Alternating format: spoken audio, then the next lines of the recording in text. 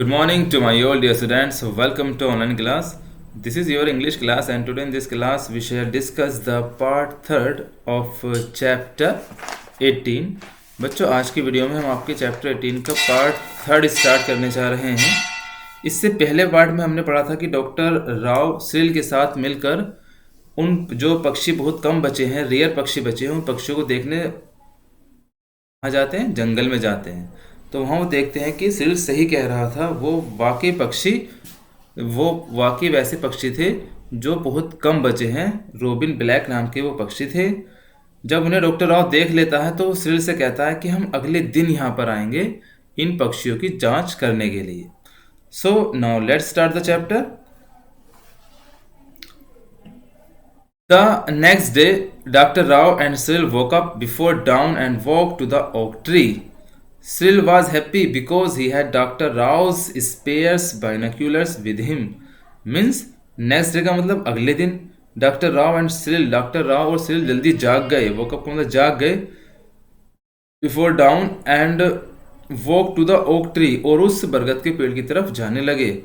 Cyril was happy, Cyril बहुत खुश था because मैंने क्योंकि He had doctor Rao spares binoculars with him, क्योंकि उसने डॉक्टर राव की जो दूसरी दूरबीन थी वो अपने हाथों में पकड़ रखी थी।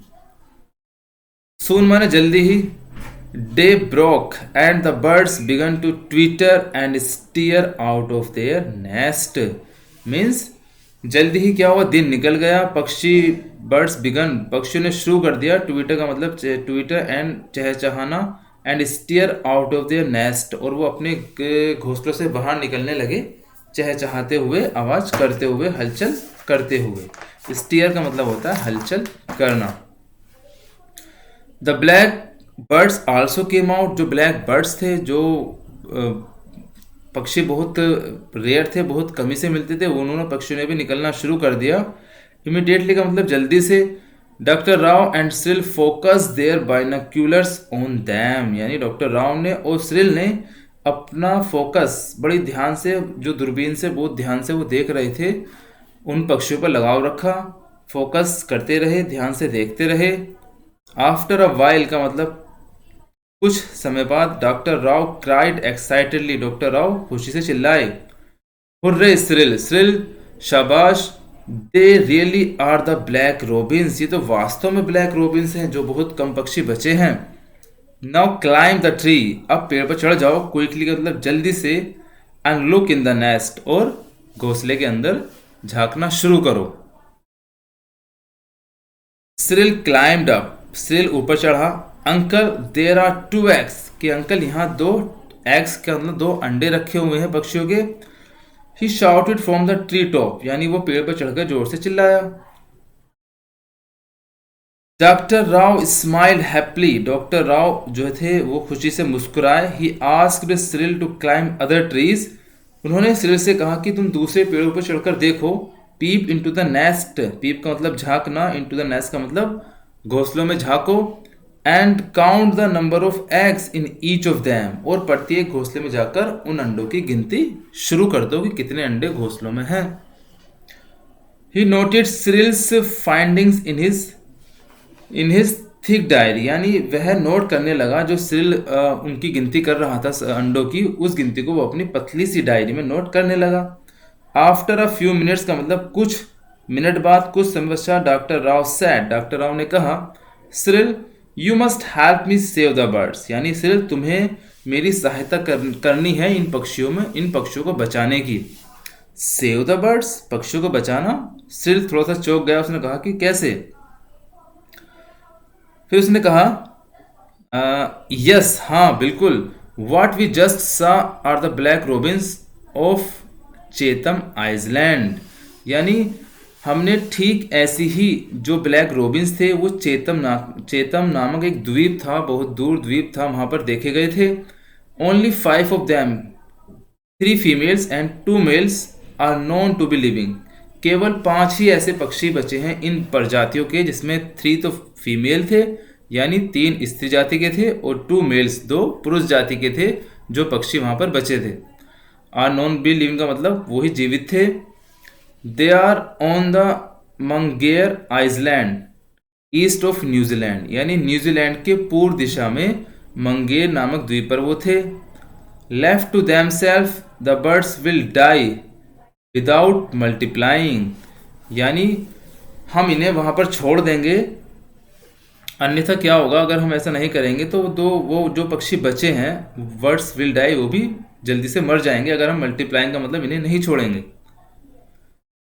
And then there will be no more black robins on earth, और फिर इस पृथ्वी पर कोई ब्लैक रोबिन नाम का पक्षी नहीं बचेगा अगर हम इन पक्षियों को नहीं बचाएंगे। Now let's see the next page.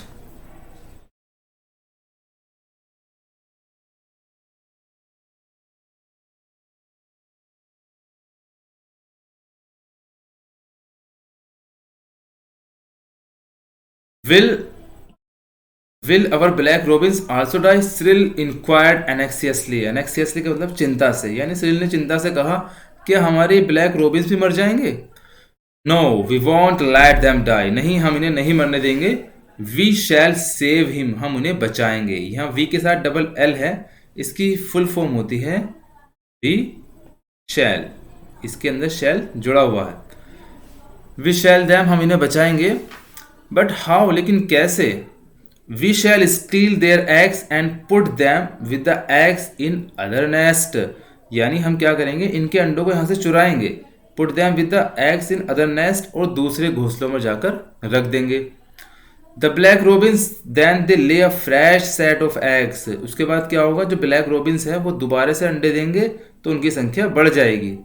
This way we can double the number of eggs every season, इस प्रकार क्या होगा, हम हर साल प्रत्येक सीजन में हम हर साल अंडों को दुगना कर सकते हैं और इनके अंडों को सुरक्षित हम रख सकते हैं। Can we steal the eggs now? Cyril asked eagerly, Cyril ने बड़ी उत्सुकता से पूछा, आस्क का मतलब पूछना, कि क्या हम इनके अंडों को अब चुरा सकते हैं? यस, हाँ, but we shall have to be extremely careful, लेकिन हमें बड़ी ही सावधानी बरतनी है। It will be risky to use bare hand, यानी ये बड़ा खतरनाक हो सकता है कि नंगे हाथों से इन्हें पकड़ा जाए। बिकॉज, क्योंकि द एग्स आर टिनी, ये अंडे वो छोटे हैं, एंड डेलिकेट का मतलब बड़े ही नाजुक हैं। And damp and dirty hands में transfer bacteria right into the eggs through their porous shell. Porous shell का मतलब होता है छिद्रपूर्ण, यानी अगर हम इन्हें डैम एंड डर्टी हैंड्स का मतलब यदि हम इन्हें गंदे हाथों से पकड़ेंगे तो इसमें जो बैक्टीरिया हैं, जो कीटाणु हैं, वो ट्रांसफ़र हो जाएंगे। इसलिए हमें सफाई से हाथ धोकर इन्हें पकड़ना है। Right into the eggs through their porous shell, क्योंकि इन अंडों के ऊपर हल्के हल्के से बहुत बारीक बारीक से छिद्र से बने हुए हैं। इन छिद्रों के द्वारा हमारे गंदे हाथों से बैक्टीरिया इसके अंदर चले जाएंगे और ये अंडे सुरक्षित नहीं बचेंगे। Back share. तो बच्चों, आज की वीडियो में इतने रखते हैं, इसका 4th पार्ट हम अगली वीडियो में पढ़ेंगे। आप सबको अच्छे से इसकी रीडिंग करनी है। That's all and thank you.